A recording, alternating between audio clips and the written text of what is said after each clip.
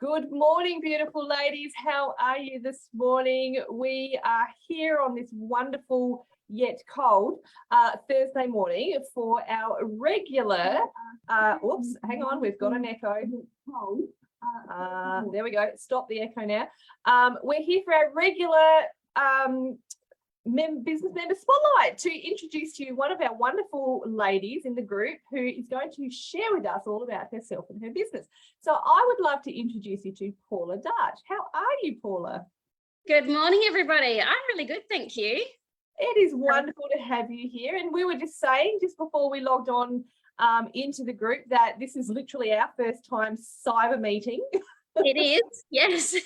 So this is going to be really good for me. A lot of the times when I do these interviews, I've already met the lady and I know about her business. So I'm really keen to find out about you. Now, before I do that, as we said, all the tech stuff, I'm going to make sure that I can see ladies' comments so we can relay them to you.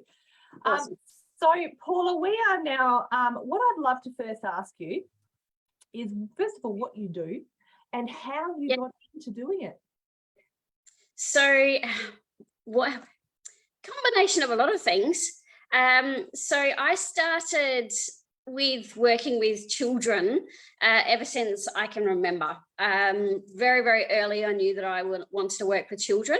So became, sort of when I was around about 12 years old, started working like with kids, babysitting, and it graduated, went and worked, sort of before and after school, well, childcare, before and after school care, childcare settings, like a whole combination. And then in 2012, I started my healing journey and became a Reiki healer, and 2013 became a Reiki master. And I was working in the education system at the time as an SSO, and I'd been working for quite a while, and I was really starting to recognize more and more how the children that I was working with, the connection that they had with them, like, with themselves, with spirit, but also I specifically work with autistic beings. Oh, wow. So what I started to notice was I was working with one particular boy. He was quite sort of high on the spectrum, so I had him every day. But I'd already met the family before that because I was an SSO for his sister. And the more I worked with this child, he was a non-verbal autistic child. And every day that he and I would get together, he would draw me this one picture. And I kept on thinking, like, everything in me was like, he's trying to tell me something in this picture. Yeah. So every day, every morning, because I had him like first thing in the morning of every morning, he would get a piece of paper and he would draw me like a box with a door, little frames, and he would draw me the one man exactly the same every day. And then in little tiny boxes, he would draw other men all the way around that. And so I started connecting in energetically with what he was trying to tell me. And I was really lucky that his mum was very open to, like, spirituality and things like that. So again, universe put me in the right place at the right time, which they always do. And I asked the mum, hey, look, there's something in this picture. I'd really like to see him, in my private practice as in healing, and give him a healing. And I did, like, she agreed, and we started his healing journey.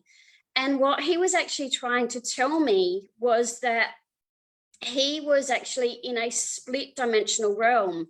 So he was actually here and now, but he was also Henry, a World War I fighter pilot. What? So what he was actually doing, his body and his soul was actually split dimensioning. So he was going into like the dimension of being a World War I fighter pilot and then coming back to here and now. And he was constantly doing this. And so in that healing session, what I did was I spoke to Henry and I said, hey, Henry, we actually need to, like, you need to move to your dimension, stay in your dimension, you need to separate from this being. And he did. That day, I got a text message late that night Now, this child was 5 years old, non-verbal, spoke his own language, but he'd never said mum, dad, his sister's name, his nana, nothing. Later on that night, I got a text message from mum saying, Paula, you will never believe what's just happened tonight. And I'm like, oh my God, what? He actually, for the first time after our first session, when I cleared that past life, he went up to his mum and actually tugged on his mum's jacket and said, mum, mum, mum. Went to his dad, said, dad, dad, dad. Went to his sister, car, like, and started talking. He knew who Nana was, nan, nan, nan. And he actually started talking. And I'm like, I know. And I just, it just blew me away with, you know, sort of how receptive and how open. And so I ended up actually working with that child in the education system, but then on the outside of the system as a private practice for around about 5 years, once a week. And the things that we did with this child, and the more that like we did healing on it, and we did a lot of past life work, we did a lot of dimensional work. He just progressed more and more and more. And it was just like, I just loved it. So left the education department and started it as a full-time job. So I was working with children on different forms of spectrum and ADD, ADHD, and so on and so forth. But I also specialize in women's health. So I specialize in women's trauma. So I do a lot of work on the womb. I do a lot of work on inner child work, soul retrieval work from trauma as well. So I offer actually a lot of different services here at the Academy. Wow, okay, see, you're right. You said it before. You said the universe puts this in front of and connects us with the right people. I am fascinated as I'm listening to your story, the synchronicities between our, you know, what you do and even what I have experienced. So I used to work as an ESO or SSO in a school. Yep. And, you know, I've survived my own trauma as well, as I don't know if you're aware, but, you know, there's a lot of, so, and here it is, you know, now we've been connected. It's fascinating. Your story about that young boy. Whoa. I mean, I have autism in my family. I have, as an ESO, I've worked with a lot of autistic children as well. So I really resonate with that. And it is a struggle, but that's oh my God, Paula, that's absolutely fascinating. So you said you've got a bunch of different things that you offer. Yes. So tell us a little, you mentioned your academy. Tell us a little bit about the academy itself. So the Heart Centre Academy of Healing is here in Mawson Lakes. It's a beautiful, I did have a shop downstairs, and then during COVID at the end of last year, I just felt that something was shifting and changing. So I asked the academy, I asked my guides and everything, what needed to change.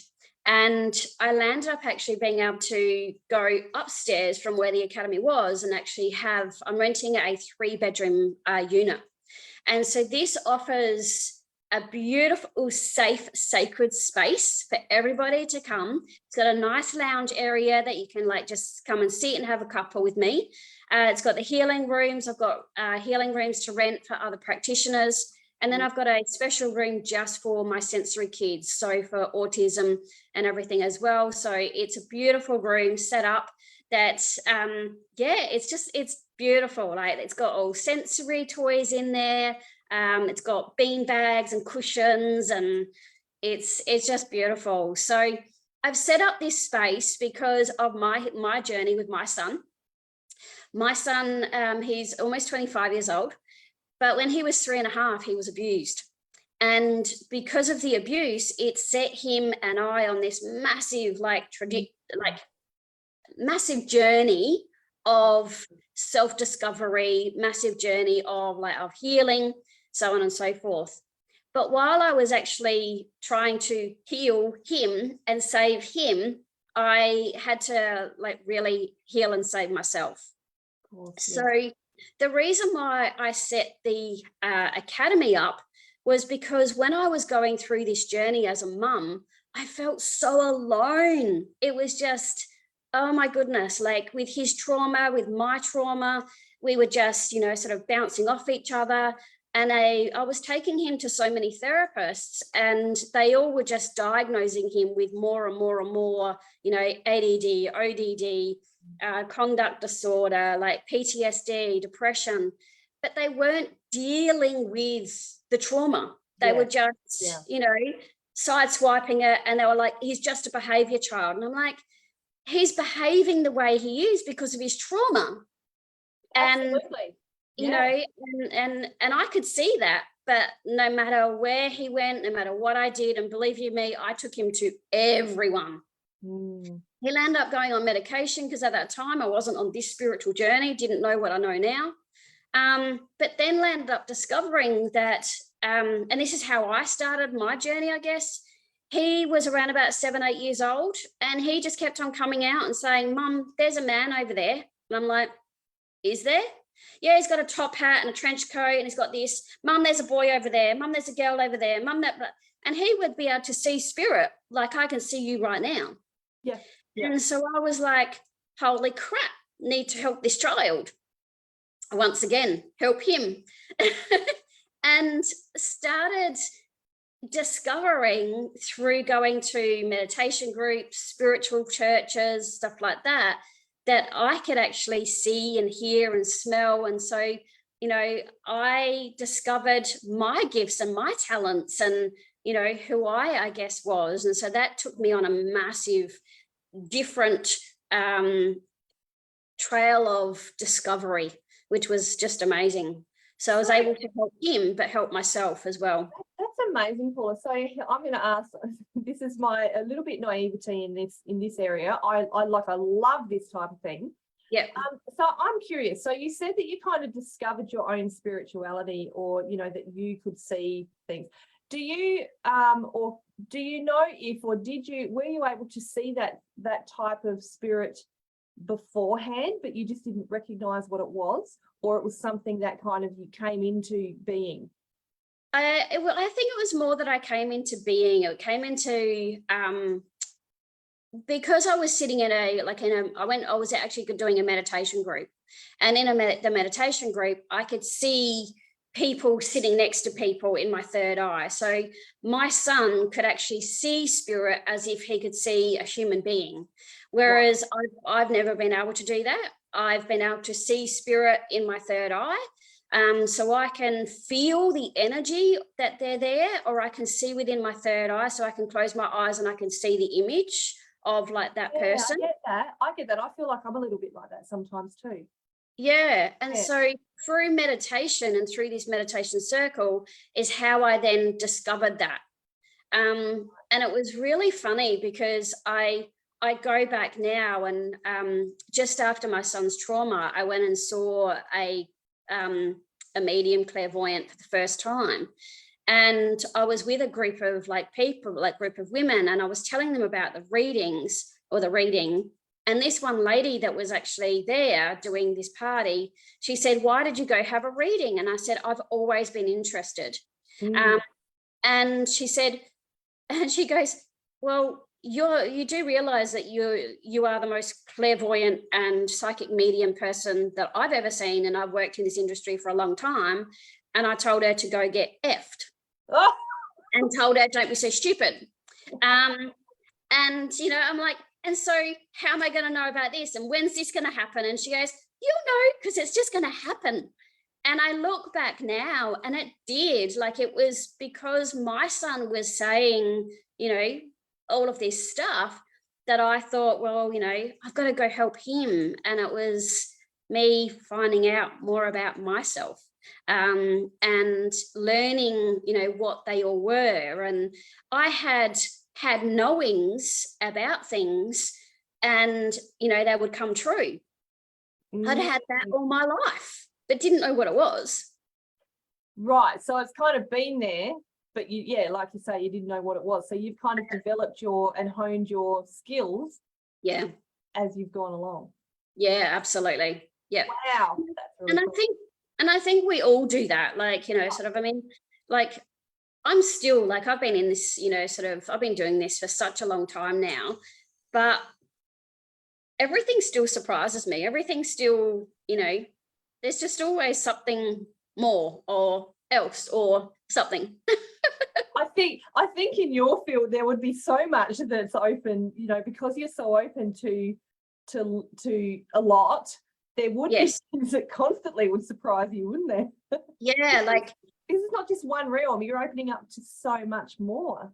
Yeah, absolutely. And, you know, sort of on the autism spectrum side of things, the reason why I get the results that I do is because I don't, so society says they're autistic, so they say it's a disability. I actually say it's an awareness to who they actually are. So I believe, and this is from my work with autism, and these beautiful beings, they are multidimensional beings in a human body. They don't know how to fit in that glove. Yeah. So what's happening is their frequency and their actually body is working at is so much higher than our body is actually able to cope with. So the reason why they have sensory overwhelm is because their brain and their body isn't able to actually fit it. It's like a glove, you know, like you think about a high frequency dimensional being, which is like, you know, 13th, 14th, 15th, 16th dimension, and they're in this physical, heavy, dense body. It's a struggle to be in it. Yeah. And so what I do with these beautiful beings is I help them to actually fit into their glove. I help them to fit into their body. So we do a lot of grounding work. We do a lot of energy work. We do a lot of clearing work. And the other thing about autism, ADD, ADHD, and OCD, and that is they are extreme empaths. So they are actually picking up 8,000 miles of energy. So they're picking up energy, feelings, emotions, hearing, and sight. So all of the senses, they're actually feeling that 8,000 miles outside of their body. Whoa. Yeah, whoa. Sorry, I just put it in perspective. Whoa. So you think about how far out they 8,000 miles and how many people are in that radius of 8,000 miles. Is there any wonder why they are in sensory overwhelm all the time? Oh, that is a very good point. And I have to say, holy moly, Leah's just gone, holy moly. And I have to say, when you were talking then, everything that you were saying, my uncle, who is a non-verbal autistic man, and you live in Adelaide, so you would know he lives in Minda, which is a home for people who need assistance here in Adelaide. And back then, like, you know, I think he was diagnosed with autism when he was, I don't know, I think it was about 8. But back then, because there was not a level of understanding of autism, you know, my grandma didn't know anything different than to put him in a home because she couldn't cope with him. If only, and I'm sitting here and I'm listening to you talk and I'm going, wow, if only someone like you was around to have described this. Yeah. What he's experiencing. And you know, he's in his 70s now. Yeah. So he's been experiencing all of this for all his life. Yeah. How wonderful would it be for someone to be able to explain that to him, to, you know, his carers and all of that type of thing. Yeah, and that's what I want to do. Like, that is why I'm, you know, coming live onto these different platforms and being interviewed so much, because I feel that I'm the one that's actually here to break that rule. I'm actually calling it the breaking rules of autism. Purely because, like, if there was, you know, sort of, this is another way to put autism, ADD, ADHD into another form of perspective for parents. And that is that every 3 to 5 minutes, a neutral being will actually, so somebody that's not on a spectrum or not, like, you know, have this, we actually, every 3 to 5 minutes, our brain has trillions and billions of microbits of information coming into all of our factory sensors. So every 3 to 5 minutes, most bodies, most brains will actually delete, destroy, reboot, and recreate, right? So every, like, 3 to 5 minutes. So putting it into perspective, how many times have you had it in your mind going, I've got to go do something. And in between that walking to do something, you've gone, what was I doing? All the time. Right. All the time. That's because, like, our brain will actually, everything, when it gets to that stage of getting too much, our brain will actually stop, distort, delete, reboot. Wow.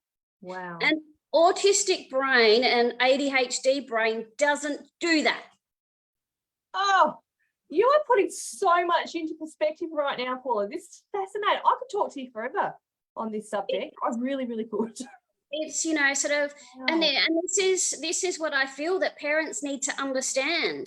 The reason why these beautiful beings need to have so much support, and energy clearing is something that is so important to these beings, because what's happening is, you think about that 8,000 miles, if that energy is not actually freed every now and again, well, what's that poor being doing? Getting overwhelmed. I have a friend who has an autistic son, and I'm going to tell you what, I'm going to tag her in this because I want her to come and watch this. So Paula, tell us, so you said that you've got your little space there that you rent out and you do some things. So tell us some specific ways that you help these people out. Like, do you do like one-on-one readings? What do you do? So for autism, ADD, ADHD, and this is for like adults as well as children, then it depends on where they are, depending on what capabilities they have and everything like that. If they're a younger child, then I bring them up into the sensory room, and while mum sits and plays with them, I actually do some concentrated energy work on them. If they are not in South Australia, I can still do the work with them via distance as well. So all I need is a photo. If it's an adult, then we can do online sessions. The adult work I do predominantly either in a coaching capacity, so emotional release work, or healing work as well. So I have formed my own healing modalities. I've got 3 of my own healing modalities that I've written, and I've just actually taught the last one last weekend. It was like, we did it. And so I use a combination of a lot of different healing modalities, and I really have no plan, because every time somebody comes and sees me, even my kids, they're running at a different frequency. They've got different things happening. Yeah. So I really just sort of sit and concentrate and sit and connect with their energy. And then whatever needs to be done, whether it's a clearing, whether it's like spoken language, or whether it's just a deep relaxation, it really depends on what my client needs on the day to what I do. I also am lucky enough that I can see clients on NDIS now. So if they are self-managed or plan managed, they can come and see me as well. And if they can't, I do have stairs. So if they can't get upstairs, if they have a disability that they can't get up there, then depending on where they live, I'm now offering in-home services as well. So I'll actually go to people's homes and do the session in their house. Oh, Paula, what you offer is so important, so important. And I'm really happy. That was going to be one of my questions. Do you, do you accept people who are on NDIS? Because that's really important, I think. And this is the thing too. I think there's so much on offer, but like you said before too, that a lot of times, and let's go back to the autistic, or people on the spectrum. A lot of the times, kids or adults are diagnosed, and it's like, well, that's great, but now what do we do? and that's very much like it's the reason why I offer what I do is because of what I went through as a mum with my son. It was just, here's the diagnosis, and I'm like, well, what do I do now? Oh, nothing. Exactly. Yeah. You know, it's like, no, I need support, I need help. So that's what I do. So I not only support the child, I help the parents as well. Perfect. So if there's, you know, so for example, I've got one of my new clients, I think, I've been seeing him for around about 8 months, I think. And he was really struggling with going to childcare. So what I said to mum was, okay, let's do some work around energetically. So this is the other thing about autism, and that is that they are telepathic. So the reason why a high percentage of them are non-verbal is because they don't need to speak, so they don't speak. Right. So telepathic communication is the key to work with autism. Oh my gosh. Telepathic language. Yep. That's such a good point. That is such a good point. Yeah. So what I was doing with this mum was, this child was like, you know, sort of, he loved childcare and then he just hated it. So I said, okay, let's try something different. So I said to mum, see in your mind's eye, your whole morning going exactly how you want it to go, and what the energy is, what emotions are there. So she started doing that the next day. It only took her 2 weeks to telepathically communicate this to her son. He now goes to childcare, not a problem. He asked to go and he goes without like any problem at all. So she didn't need to say a thing. She just needed to telepathically show him what needed to happen, what was going to happen emotionally, energetically. Oh, that's amazing, Paula. Claire has just said, come to Brisbane, please. I actually really want to travel. So, you know, I would love to offer these services Australia-wide. That is actually one of my long-term goals, is to actually have, like, you know, sort of be able to go to places, have a group of people to see over that period of time. So, yeah, you get a group of people and I'll be there. Oh, there you go, Claire. You heard Paula. There you go. Yeah. Oh, that's amazing, Paula. So if our ladies, we've had a bunch of people watching, we've had comments coming through, they're really you know, picking up what you're putting down today. If people want to get in touch with you to work with you either online, as you said, or here in Adelaide, how can they do that? Where can they find you? So come over to the Heart Centre Academy Facebook page. That is how I predominantly do all of my business at the moment. I do need to put some effort into my website, but as we discussed earlier, Ali, that's just not where I like to put my time. I like to, you know, sort of put my time into like creating, you know, the time and space and setting that energy up for my clients as well. But I do need to work on my website.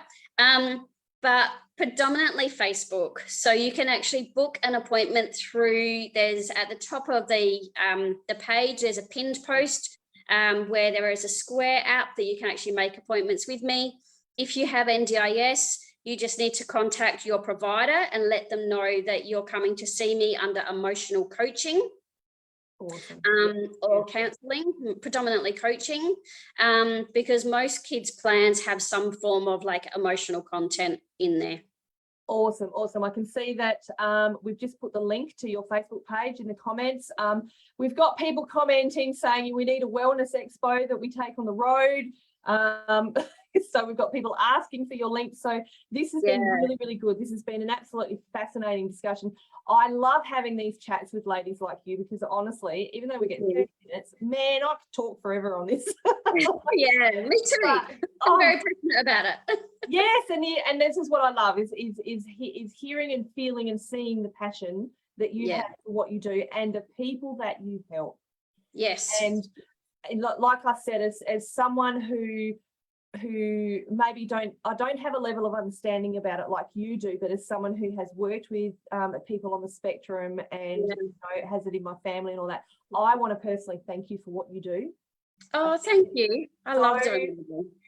Oh, I've just got goosebumps. I almost feel like crying because this is such a needed service. So thank you. It is. Yeah, like, you know, and you know, I know that, like, sort of working with children and working in the education system, what I noticed with the system is that what landed up happening with these beautiful kids is that they were losing their identity. And, and so now they were like, not only did we have this whole spectrum of things that were happening for them, but one of the things that was happening more than anything that I was seeing, and why I left the education system, was because the trauma that was actually being created in these beautiful beings was becoming more and more prevalent. And I actually went to a forum that Peter Malinauskas ran last year, and he invited parents of autism to come and speak. And I just sat there and I just cried, because there were like so many parents from all over like South Australia that were sitting there crying, saying, we need help. Our beautiful beings are being it's you're a behavior child. I was going to say that. Child. It's the reason why their behavior is the way they are is because they are in fight or flight. Yes. Because of not being understood, not being heard, not being respected. I saw that so much in the school. Like you say, people were labelled as behaviour problem children. Yeah. And most or a lot of them were on the spectrum, and there was and you could see that there was so much more to it than that. Oh, huge. Again, what you do is so powerful. I want to thank you for coming and sharing this amazing story with us this morning, Paula. Thank you for having me. Oh, it's been so good. Again, ladies, if you would like to get in touch with Paula, find out more about what she does, book an appointment, we have put her Facebook group in there. Facebook page, sorry, so you can go and click the button at the top and have a chat to her in person. Thank you so much, Paula. It's been so good. Thank you so much for having me, Ali. It's been an absolute pleasure coming and chatting with you today. We finally get to actually meet in the online world. I know, and maybe soon we'll actually meet in the physical world too, given that we're in the same state. Absolutely, I would love that. Me too. All right, ladies, thank you so much for joining us today. I hope you have enjoyed this interview as much as I have. Again, if you would like to be interviewed in our Business Member Spotlight, please feel free to get in touch with me. Send me a private message, and either myself or my assistant, Parmaine, will be in touch with you to book a time. We've got plenty of time slots coming up. So thanks again, Paula. And much love to everybody. And we will see you again next week, ladies. Excellent. Well done. Bye.